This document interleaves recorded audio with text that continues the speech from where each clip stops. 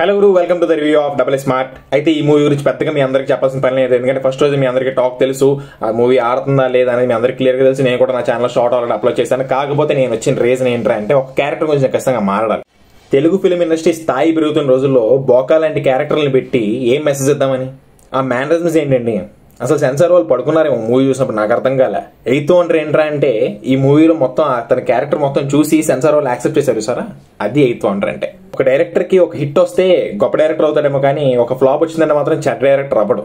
కానీ ఇలాంటి క్యారెక్టర్ పెడితే మాత్రం ఖచ్చితంగా ఒక రెడ్ మార్క్ కింద ఉండిపోతుంది సార్ మీ కెరియర్ లో, చెప్తాను.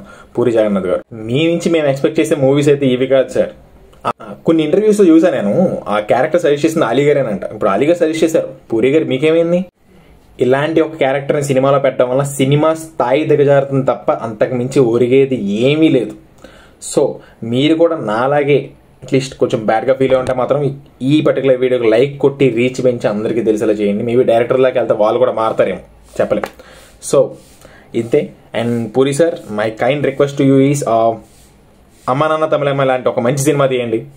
నాకు అలాంటి సినిమా చూడండి. అట్లీస్ట్ మీ మూవీస్లోనే ఒక యావరేజ్గా ఆడిన ఫిల్మ్ ఇజ్జమ్ అని ఒక మూవీ ఆడింది సార్, ఆ మూవీ లాంటిదైనా తీయండి సార్. అట్లీస్ట్ అదైనా చూస్తాం.